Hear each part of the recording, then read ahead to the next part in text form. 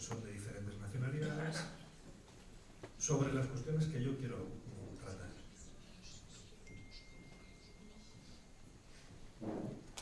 Los jueces recibimos los conflictos de los ciudadanos. Y podemos hacer dos cosas para solucionarlos. Intitulé L'Andalousie, terre du vivre ensemble entre mythe et réalité. Je commencerai par, au nom de toutes les personnes présentes ici aujourd'hui, par remercier toute l'équipe d'Aïssa ONG International d'avoir été au rendez-vous, de nous avoir conviés, de nous avoir permis d'être rassemblés aujourd'hui dans cet esprit de fraternité et de partage, sous l'aura, sous la baraka d'un grand maître spirituel, Cheikh Abdel Abbas el-Morsi, pour échanger, pour bénéficier des lumières que cette rencontre va nous apporter. Je remercie également personnellement Aïssa, qui est organisatrice de ce congrès, de m'avoir convié à modérer cette table ronde composée d'imminentes personnalités. Et pour parler, pour évoquer un sujet d'actualité cuisante, la médiation, ou le wasata en langue arabe, qui est au cœur des préoccupations de toutes celles et ceux qui militent pour la réconciliation de la famille humaine, qui militent, qui œuvrent pour se vivre ensemble en paix. La médiation. Le simple fait d'évoquer ce terme nous fait penser à l'existence d'un conflit, d'un litige, d'un contentieux, selon qu'on se place dans la sphère nationale ou internationale, du droit privé ou du droit public. Parler d'un litige, la première idée qui vient, c'est de le régler par la violence, c'est de le régler par la confrontation. C'est la loi du plus fort, avec toutes les conséquences dévastatrices que l'on connaît.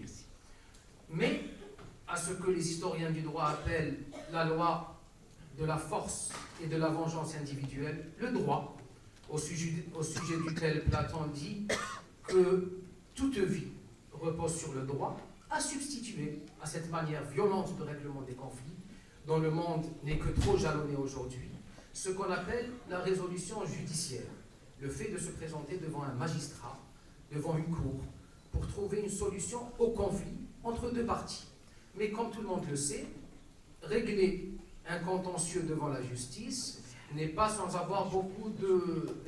soulever beaucoup de problèmes. Dans le principal, tout procès prend du temps, au minimum de 6 à 1 année à 2 ans. Un procès, on dit le principe constitutionnel, on parle de gratuité de la justice, mais en vérité, la justice n'est pas si gratuite. La justice comporte des frais d'avocat, la justice comporte des frais d'huissier, des frais d'enrôlement, mais également, et le pire dans le règlement judiciaire des conflits, c'est qu'il est dévastateur pour les relations humaines. Combien d'entre nous n'ont-ils pas eu des proches qui, pour une raison ou une autre, ont dû se rendre devant une institution judiciaire, mais dans la relation humaine, s'en est retrouvé affecté pour longtemps. C'est pour cela qu'on parle aujourd'hui des marques, les modes alternatifs de résolution des conflits, c'est-à-dire de substituer. Ah, très bien, très bien. Juste, je termine brièvement ce propos introductif. On parle des marques.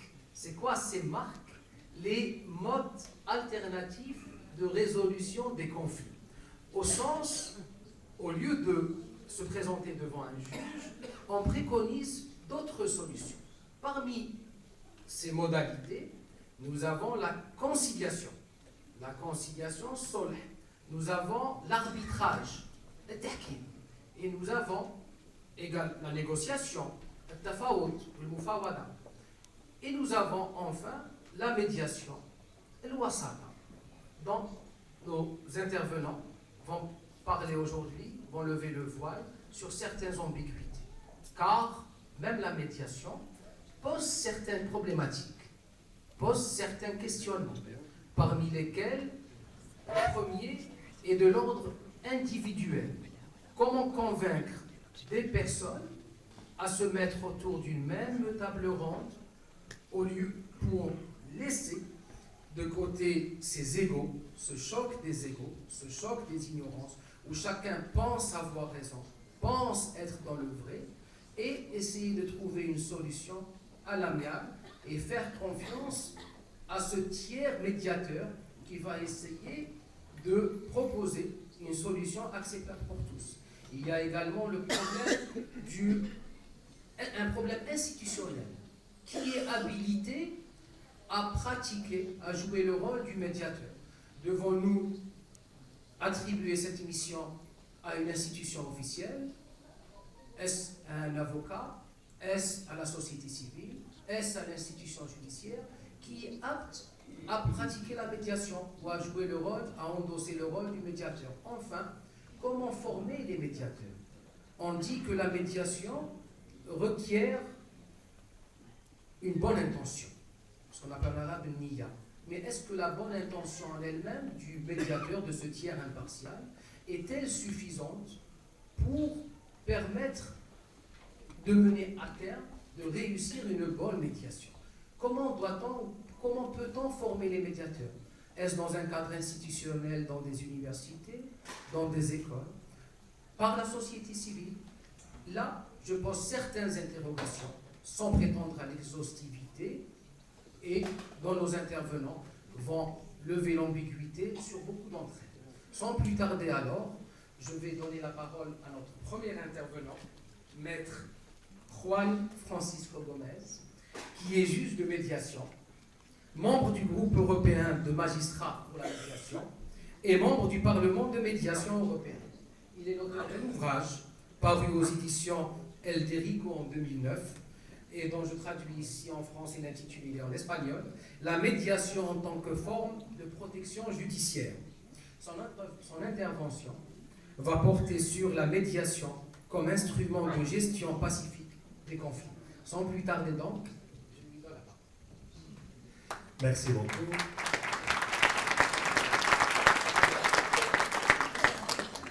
Je suis très content d'être ici.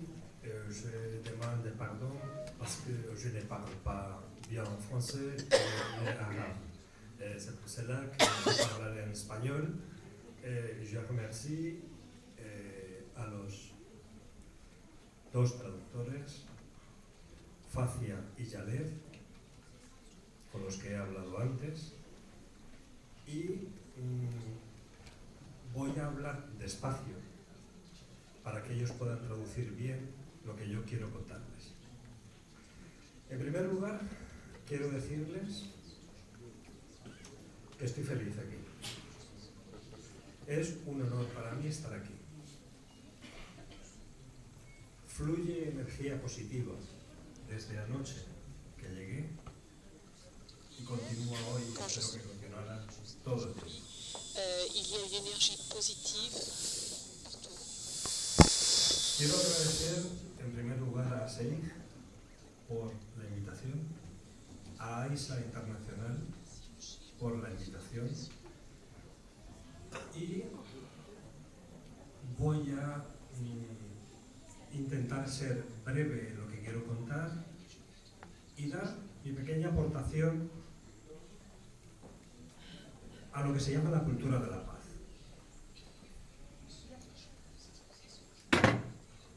Para empezar diré que llevo 27 años en la carrera judicial, de ellos 20 utilizando la mediación dentro del proceso. También les digo que yo soy un magistrado un poco especial, es decir, no todos los magistrados españoles hacen lo que yo les voy a contar hoy. Cada vez lo hacen más, pero todavía falta mucho camino.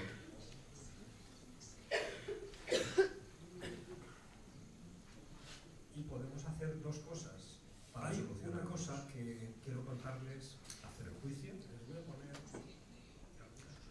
o intentar que las partes lleguen a un acuerdo.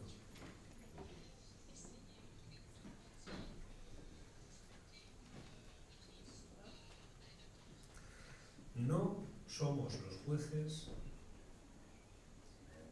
máquinas de poner sentencias que no resuelven ningún conflicto.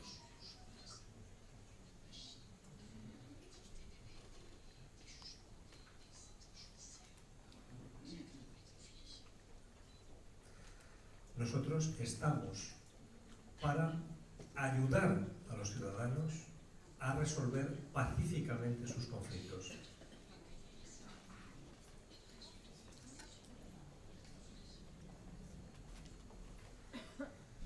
En muchas ocasiones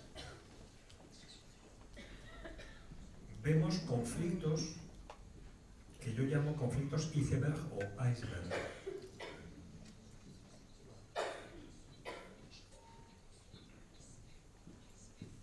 Tenemos un trozo de hielo sobre la mar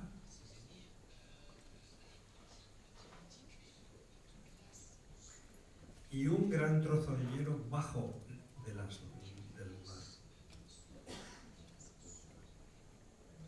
Lo que nos traen al tribunal es lo que está sobre el mar, lo que se ve.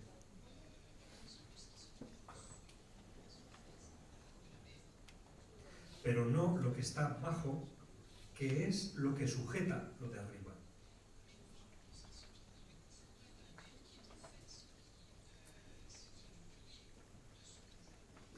Por lo tanto, si en un conflicto crónico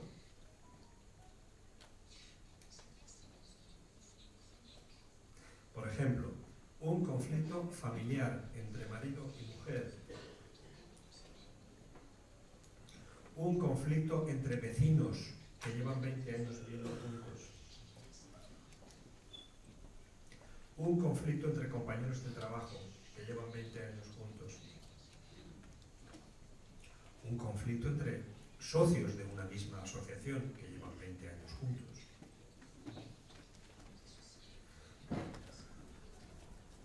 Le damos a ese conflicto la misma solución que a un conflicto que se produce de forma puntual. Una persona atropella a otra y solo la ha visto una vez en su vida.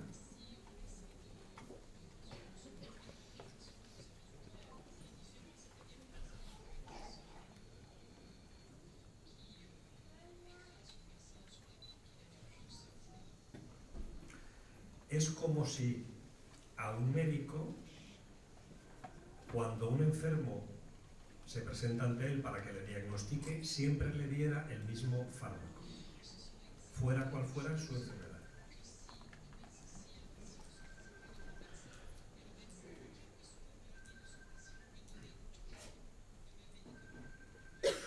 Por lo tanto, al igual que el médico diagnostica al paciente y decide cuál es el tratamiento,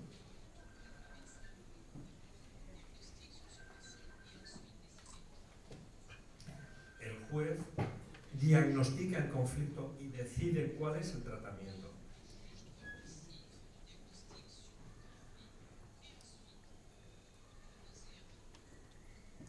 Pondré un ejemplo de mi juzgado.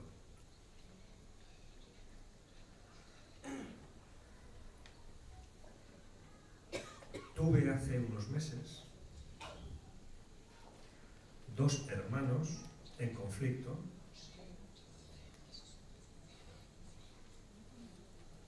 farmacéuticos.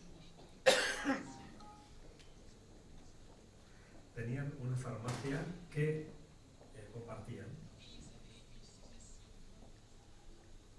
Todo iba muy bien hasta que empezó a ir mal. La razón por la que empezó a ir mal no era una razón comercial,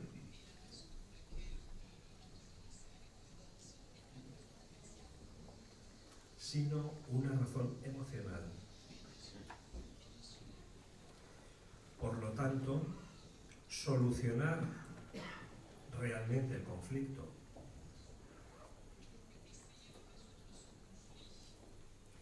pasaba por diagnosticar que ese era realmente el conflicto y no solo una cuestión económica.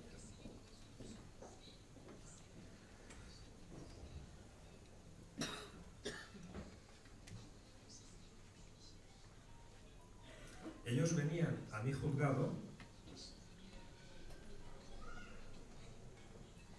para para que yo liquidara la comunidad de bienes, para que extinguiera la comunidad de bienes que era la farmacia.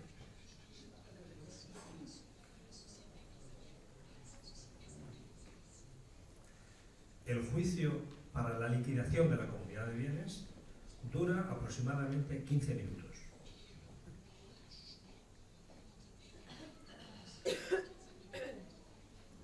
Y la sentencia, mi decisión, no me cuesta más allá de 10 minutos ponerla porque es muy sencilla.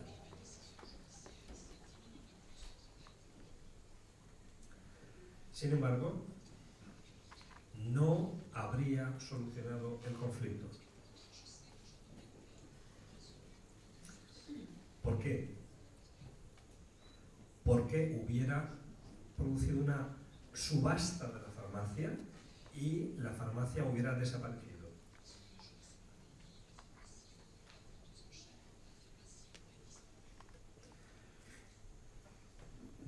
Me di cuenta de que su litigio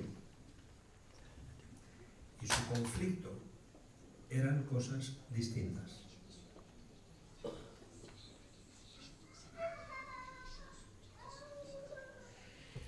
El litigio es la parte del conflicto que se lleva al tribunal.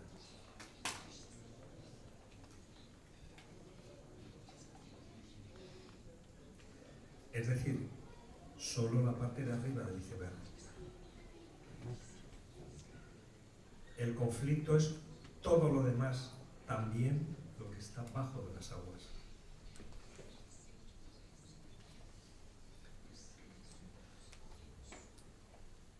Aunque para mí hubiera sido más fácil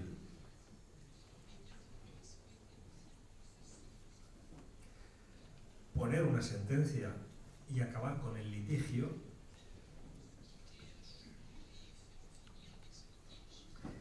esto no habría resuelto el conflicto.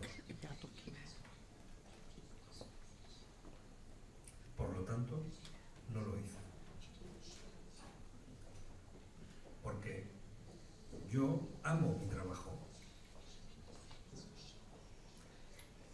Y mi función es poner paz en los conflictos y no aumentarlos.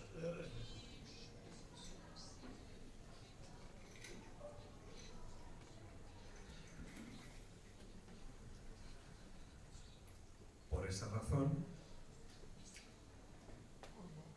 con cámaras los juicios en España ya se graban, están grabados como ahora nos están grabando.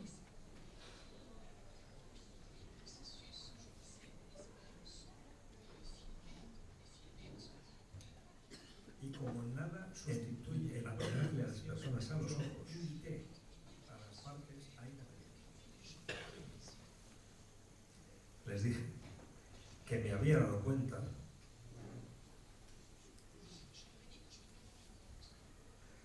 de que tenían un problema mayor que el que me contaban en los papeles.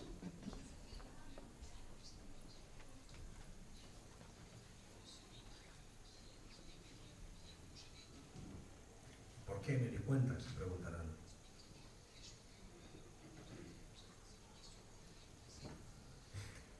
Es muy sencillo. Si se llevasen bien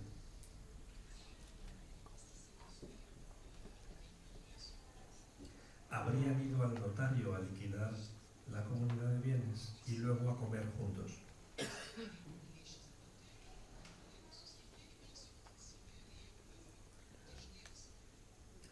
Como vinieron al tribunal, es evidente que ni siquiera estaban de acuerdo en cómo liquidar.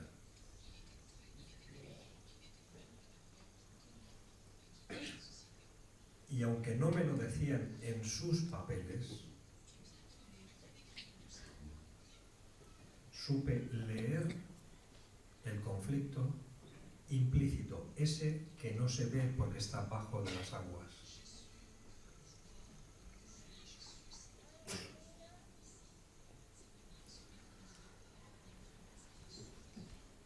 Y les dije que me había dado cuenta de ello.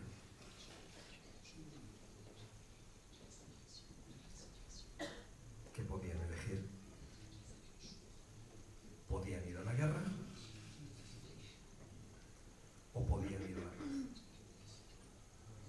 era su decisión. No voy yo a imponerles ninguna. Pero sí voy a decirles que me he dado cuenta y que tienen dos opciones en la mesa, no solo una.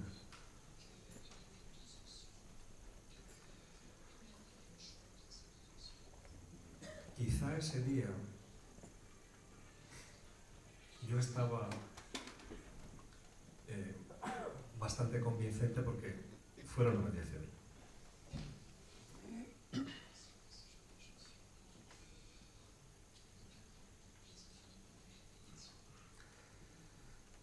Estas personas tenían un nivel de conflicto tan alto que una iba por la mañana y cobraba con su datáfono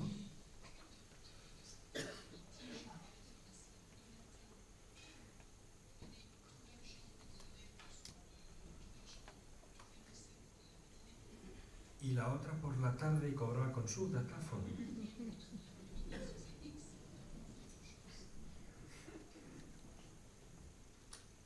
Entre paréntesis, los conflictos pueden ser básicamente de dos clases. Conflictos de comunicación. Yo hablo y no me escuchan. Por eso hablo despacio, para que Yalet y Facia me traduzcan bien.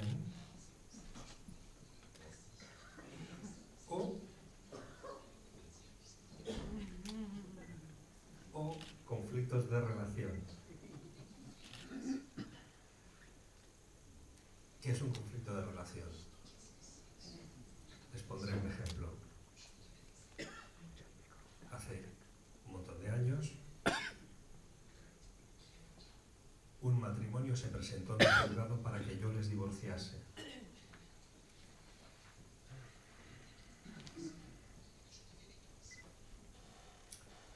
Le pregunté a los dos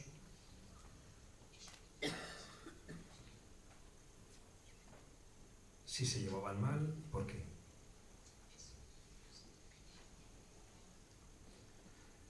El marido me dio una respuesta que no he olvidado todavía.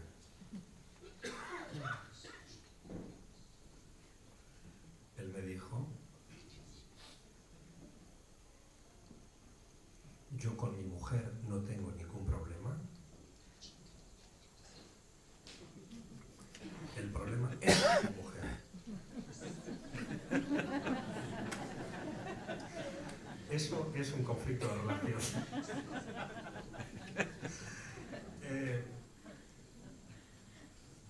Continúo, cierro paréntesis. Ellos tenían, los dos farmacéuticos, un conflicto de relación. Que era imposible que yo solucionase con una sentencia.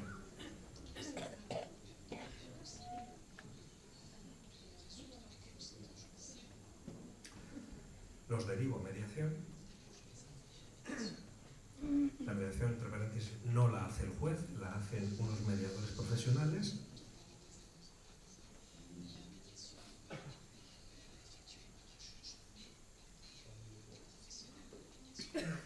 Son abogados, psicólogos, educadores, depende del tipo de conflicto.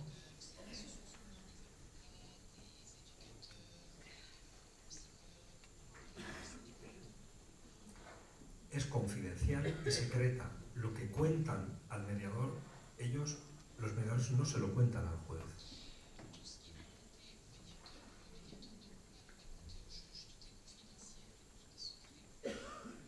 Solo si hay acuerdo o si no.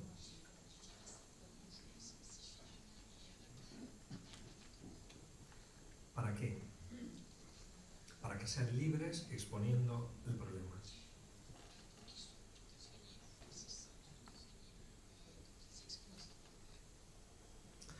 Bien, al final consiguieron un acuerdo.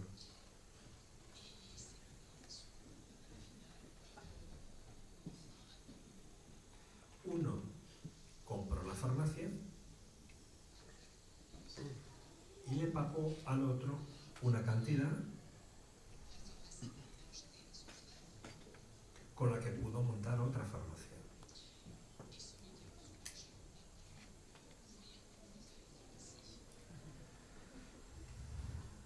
Además, tenían 15 asuntos, 15 juicios más.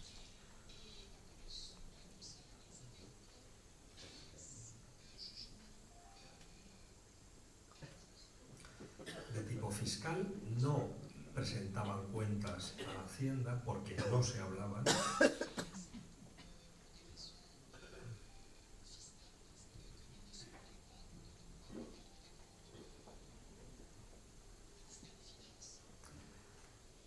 Cuando uno de ellos contrataba a un empleado, el otro lo despedía y el empleado iba al tribunal.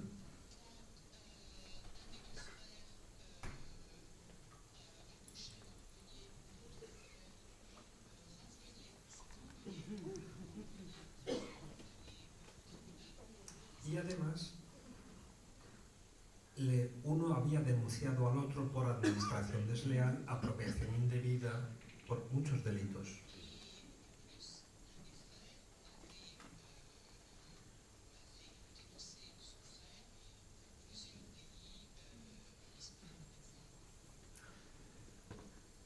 Esos 15 procedimientos se archivaron porque llegaron al acuerdo en mi asunto.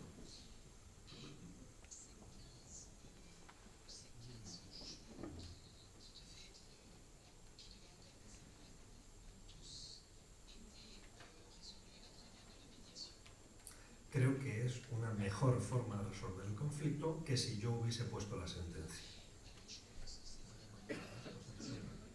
Para ser educado, respetuoso con el tiempo.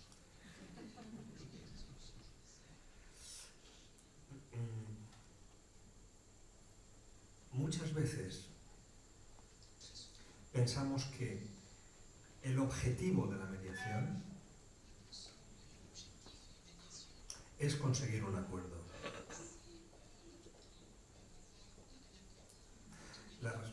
La respuesta no es correcta. El objetivo realmente de la mediación es cambiar la forma o la causa que ha dado lugar a que se cree el conflicto.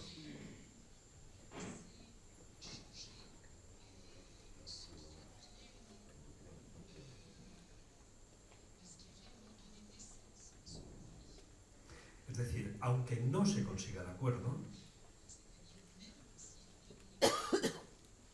si las partes en conflicto se han dado cuenta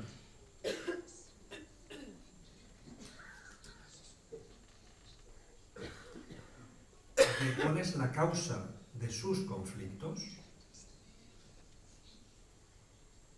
y son capaces de transformar su comportamiento para evitarlos en el futuro,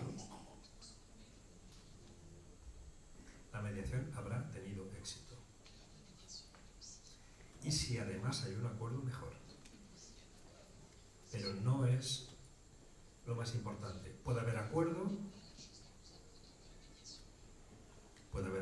y sin embargo que la mediación fracase porque el acuerdo no se ha conseguido adecuadamente.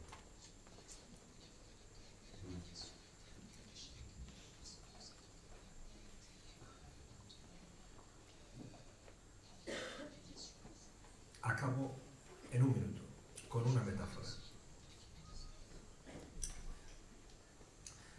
que es una pregunta hacia ustedes. Imaginen que dos personas discuten por una naranja.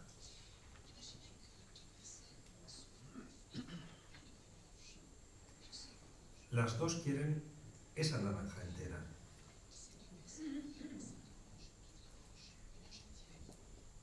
Si tuviéramos más tiempo, yo iría preguntándoles a ustedes que me dijeran qué harían para que las dos partes se fueran contentas.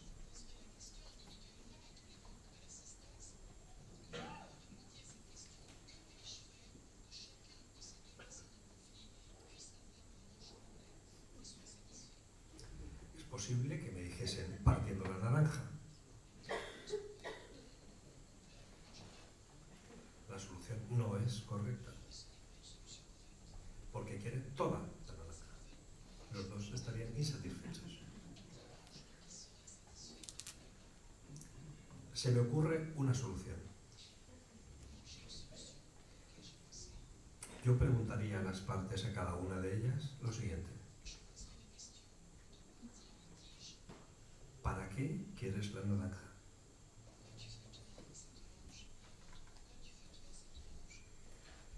¿Es posible que uno quiera la naranja para hacer un zumo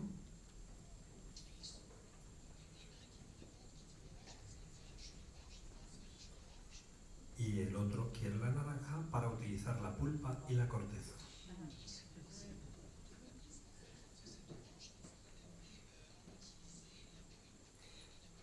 En ese caso, los dos estarían contentos porque los dos tendrían toda la naranja para lo que necesitan.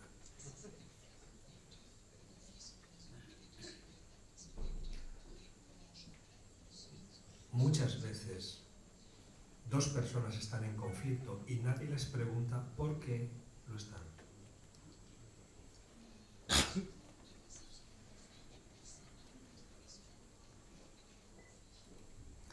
Bien, acabó.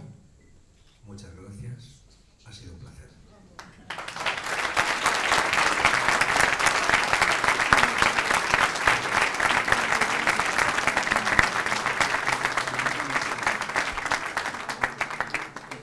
Merci. Yo quisiera preguntarle una pregunta. El juzgado del rey Salomón. On va ouvrir le débat dans un petit moment. On donnera la parole à l'assistance. Il faut le micro pour la traduction.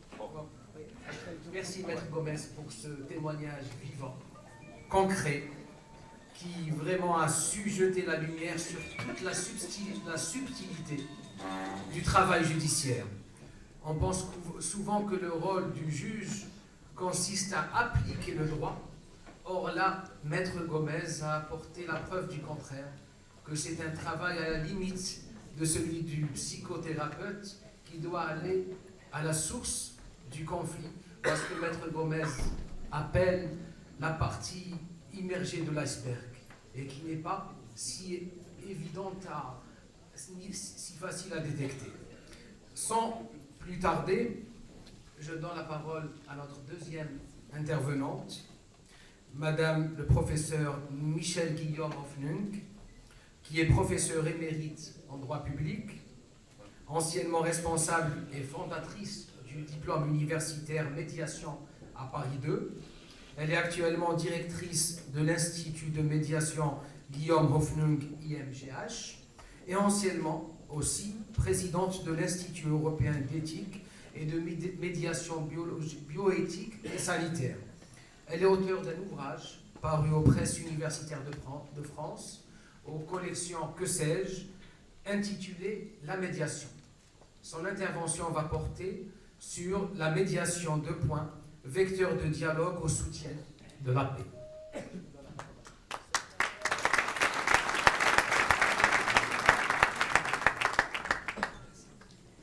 Je vous remercie. Je voudrais tout d'abord exprimer le bonheur à être parmi un auditoire tel que le vôtre, et je voudrais remercier le CHIR ainsi que Aïssa, parce que je n'ai jamais eu autant l'impression que c'était ici que ce que je vais dire à propos de la médiation pouvait être non seulement entendu au sens de comprendre, mais aussi, je l'espère, porter ensemble pour que la médiation soit ce vecteur efficace du vivre ensemble. Et les choses n'arrivent pas par hasard. L'honneur et le bonheur qui m'est donné d'être avec vous aujourd'hui trouve sa source il y a presque jour pour jour 1 an. Je vous en explique le cheminement. Avec quelques-uns, nous avons créé le prix Lysistrata.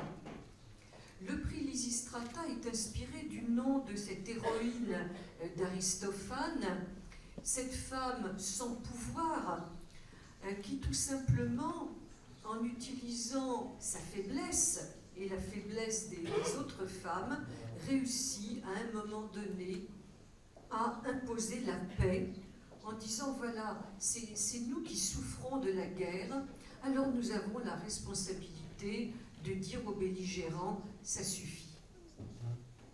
Ce prix Lysistrata a été créé par des partenaires qui sont tous des partenaires sans pouvoir, issus de la société civile.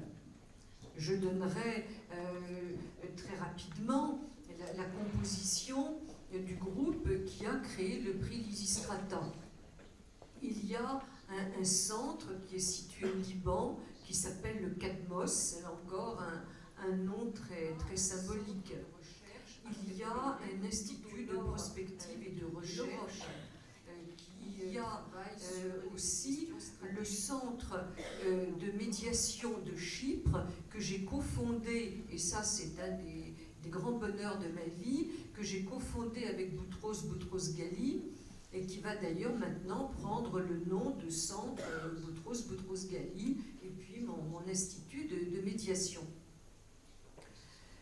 Le prix Lysistrata a attribué son premier prix au Shir. Et il l'a accepté. Et pour nous, ça a été le signe que vraiment la médiation avait à faire ensemble pour être ce vecteur de paix. Maintenant, je voudrais... Alors, je ne vais pas le chanter, si après tout, pourquoi? Je voudrais, sans la nommer, vous parler d'elle, comme d'une bien-aimée, d'une infidèle. Une fille bien vivante qui se réveille, à des lendemains qui chantent sous le soleil. Ben, c'est ça, la médiation. La médiation...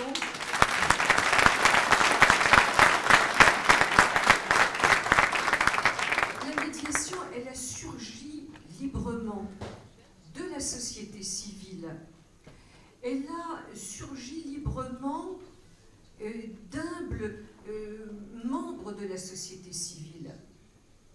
Et moi, je me situe à une période qui sans être incompatible avec ce qu'a dit Maître Gomez, est encore avant. La médiation, comme je vous l'ai dit, a surgi de la société civile dans les années 80 avec 4 fonctions. Créer du lien social, recréer du lien social. Je suis emportée par le sujet, je vais trop vite. Je prie les interprètes de m'excuser. Donc la médiation, telle que j'en étais actrice, pionnière, se situe une dizaine d'années à peu près avant ce mouvement européen. La médiation a surgi pour créer du lien social ou pour recréer le lien social et ce faisant très souvent prévenir les conflits. Et puis aussi contribuer à les régler. Autrement dit, l'ambition de médiation que nous avions dépasse l'ambition de régler les conflits, fût-ce avec l'intelligence qui nous a été présentée. Notre revue s'appelait Brèche, pour faire des brèches dans les murs d'incompréhension et puis pour créer des passerelles entre les composantes de la société. Parce que la figure emblématique de l'association à laquelle j'appartenais, Droits de l'homme et solidarité, avait déjà identifié le paradoxe d'une société où se multipliaient les moyens techniques de communication, mais dans lesquels on communiquait de moins en moins. Parce que communiquer, ça n'est pas émettre un message descendant, unidirectionnel, voire condescendant. Communiquer, c'est se préoccuper de l'autre, de penser que l'autre en vaut la peine et que l'autre est égal à moi en dignité. Et nous avions perçu que dans la société française, telle qu'elle se présentait, il y avait des ruptures de communication qui naissaient d'inégalités sociales, qui naissaient de diversité culturelle, et que cela menaçait la cohésion de notre société. Malheureusement, nous n'avons pas été entendus dans ces années 1980, et aujourd'hui, ce qui se passe en France et qui met en danger la cohésion nationale, eh bien, aurait peut-être pu être évité si les pouvoirs publics avaient laissé faire les humbles tisserands de l'incompréhension que nous avons essayé d'être. Et qu'est-ce qui s'est passé et qui nous a paralysés? Et qui a paralysé d'une certaine manière aussi la grande bonne volonté de magistrats dont nous venons entendre le témoignage. Eh bien, c'est que les pouvoirs publics ont voulu récupérer la médiation et que les politiques publiques, en particulier les politiques publiques judiciaires, se sont mis à normer la médiation, à pondre, j'utilise volontairement un terme vulgaire, à pondre des textes pour essayer de, croyait-il, la soutenir. Alors, il y a une fable de La Fontaine qui s'appelle « Le jardinier et l'ours ».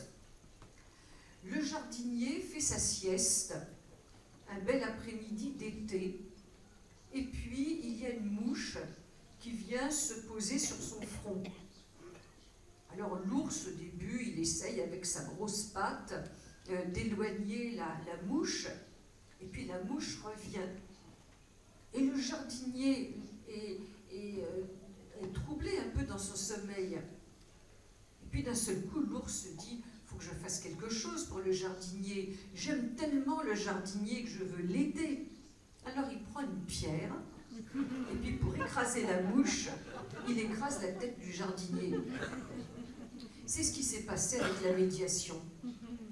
Les pouvoirs publics se sont pris d'un engouement pour la médiation. Mais ils l'ont mal aimée. Ils ne l'ont pas aimée pour ce qu'elle était. Ce qu'elle était, on en a vu l'essence dans ce que je viens de vous décrire, de l'ambition des pionniers de la société civile, de l'ambition aussi de certains magistrats, tels que vous venez de la retracer.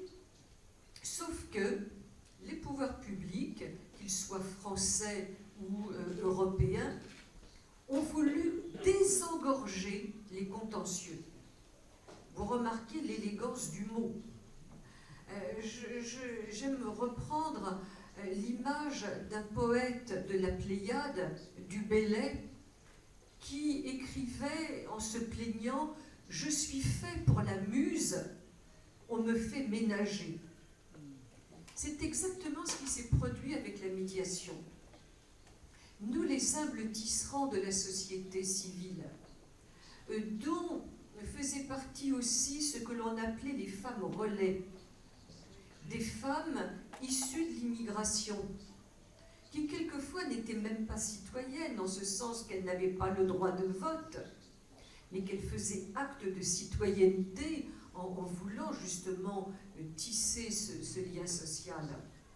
Eh bien, ce mouvement de médiation d'une haute spiritualité s'est trouvé dans les politiques publiques françaises ou européennes transformé en produit de désengorgement. Le mot n'est pas de moi, il figure dans les avant-projets de loi, dans les projets de loi, pour désengorger les contentieux. Alors, c'était une trahison à la fois de ce que voulaient les pionniers, de ce que voulaient aussi les pionniers magistrats, qui ne cherchaient pas à régler, non pas le litige, parce que ça ne servait à rien, c'était juste la partie visible de l'iceberg, mais de traiter le problème à sa racine, c'est-à-dire le conflit. Et donc on a vu une prolifération de lois. Je prendrai l'exemple de la France, la loi du 4 janvier 1993, instituant ce qu'elle a cru bon d'appeler la médiation pénale. La pire chose qui soit arrivée à la médiation. Et la pire trahison de ce que voulaient faire les magistrats pionniers, qui eux d'ailleurs avaient appelé ça la conciliation pénale. L'étape suivante a été la loi du 8 février 1995 instituant la médiation judiciaire. Sauf que, comme disait l'humoriste français Fernand Reynaud, il y a comme un défaut. Il y a comme un défaut dans la mesure où on propage dans un texte de loi un mot qui est un ovni juridique et qui n'est jamais défini. Je vous mets au défi de trouver dans les textes élaborés dans cette triste litanie de textes une définition qui définisse. Définir, qu'est-ce que c'est? C'est identifier, grâce à des caractéristiques tellement spécifiques qu'elles permettent de reconnaître. Nous, les juristes, il y en a quelques-uns à cette tribune et dans cette salle, nous appelons ça des critères. Définir, au fond, c'est retrouver l'ADN du mot. Or, ce qui frappe, alors je vais à nouveau faire appel à une fable de La Fontaine, les animaux malades de la peste. Eh bien, il se trouve que les juristes français et les juristes européens sont, eux, frappés d'une maladie récente, mais à propagation rapide, que j'ai appelée la DTLA. Alors, vous connaissez peut-être la DMLA, la dégénérescence maculaire liée à l'âge, qui fait qu'on ne voit plus les lignes droites, et puis ça finit par la cécité. Eh bien, la DTLA, que j'ai inventée, mais finalement, ça ressemble beaucoup à la DMLA, c'est la dégénérescence terminologique liée à l'anomie. C'est-à-dire que les juristes ne savent plus définir. Et donc les mots qu'ils utilisent ne sont plus fiables. Donc ce à quoi on assiste, c'est à la prolifération de textes qui, au lieu d'utiliser le mot juste, le mot conciliation, par un espèce de bovarisme juridique, utilisent le mot médiation. Et je ne vais pas vous chanter la chanson de Boris Vian parce que je ne vais pas vous affliger deux fois de chanter, mais il y a une chanson qui s'appelle « Je suis snob ». C'est vraiment le seul défaut que je gobe. Je suis ravagée par ce microbe. Où il explique qu'on ne dit plus qu'on a mal au foie, on a un ulcère, c'est moins banal et plus cher. Et bien c'est exactement ce qui se passe quand on lit la loi du 8 février 1995. Le seul critère, mais ce n'est pas un critère, le seul critère de distinction entre la médiation et la conciliation, c'est que la médiation, c'est payant. Triste critère. Alors maintenant, deuxième partie de ce que j'aimerais vous présenter dans le temps qui me reste. Ça ira parfaitement bien. Et deuxième partie. Eh bien, qu'est-ce que nous avons en commun vous, les pionniers de droits de l'homme et solidarité, les pionnières, ces femmes issues de l'immigration ou encore immigrées, qui ont été les femmes relais. Et qu'est-ce que nous avons en commun? Eh bien, c'est d'être vecteur de paix entre les composantes de nos sociétés qui, par leurs différences, sont des richesses, mais si ces richesses, si ces différences ne sont pas accompagnées, vont devenir source de repli identitaire et qui vont devenir source de guerre civile. Parce que quelle est l'ambition quand même de certains mouvements en multipliant les attentats? C'est de fracturer nos sociétés pour, dans un projet de guerre civile, et il me semble que la médiation est vraiment l'antidote pour cela. Encore faut-il que la médiation soit accompagnée, soit soutenue par une démarche qualité.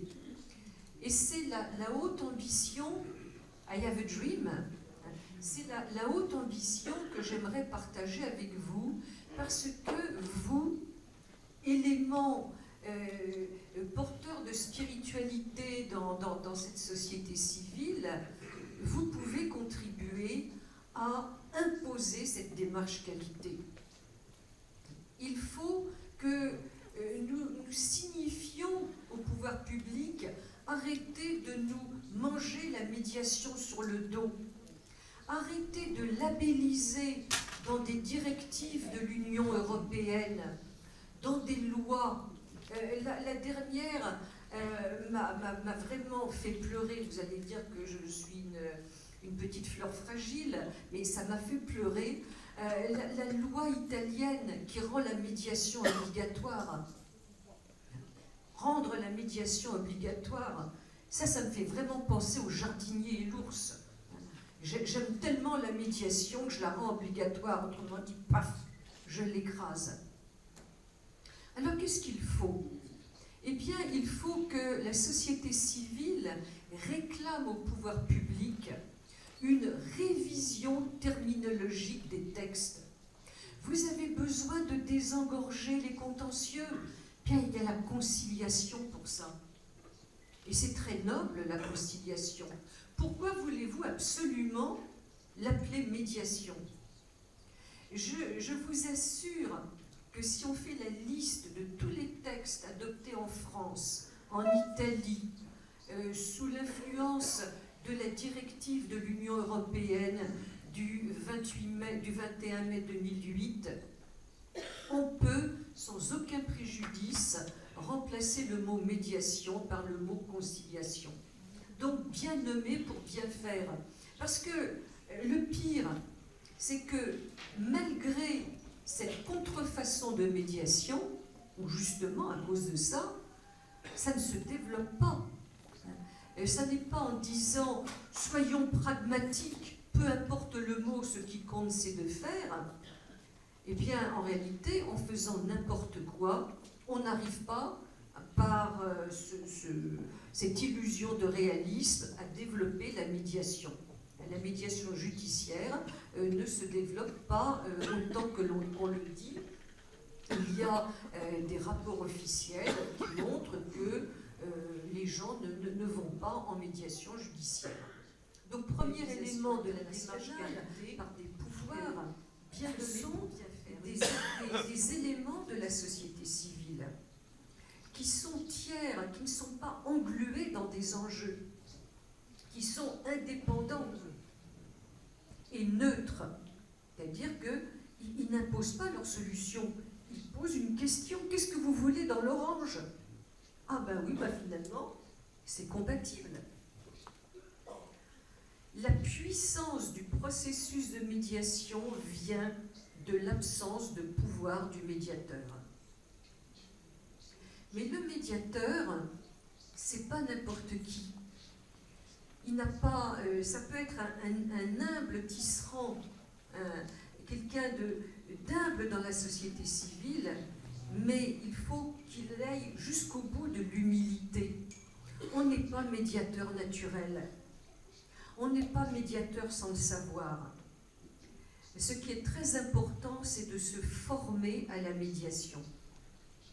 Pour prendre l'exemple de ce trio, de cette trinité, comme on nous a appelé Jean-François Six, Régine Langendorf et moi-même, avant d'oser former à la médiation, nous nous sommes mutuellement formés à quasi plein temps pendant 2 ans, pour ensuite extraire les éléments d'une formation à la médiation. La formation avant toute chose. Il ne suffit pas d'avoir un cœur gros comme ça, d'avoir de la bonne volonté. On peut être dangereux si on n'est pas formé à la médiation. Donc la démarche qualité, elle est là, et vraiment j'ai conscience et j'ai l'espoir que vous êtes les personnes porteuses de cette spiritualité qui va pouvoir contribuer à l'effectivité de l'esprit de médiation. C'est pourquoi je vous remercie pour l'invitation et pour votre attention.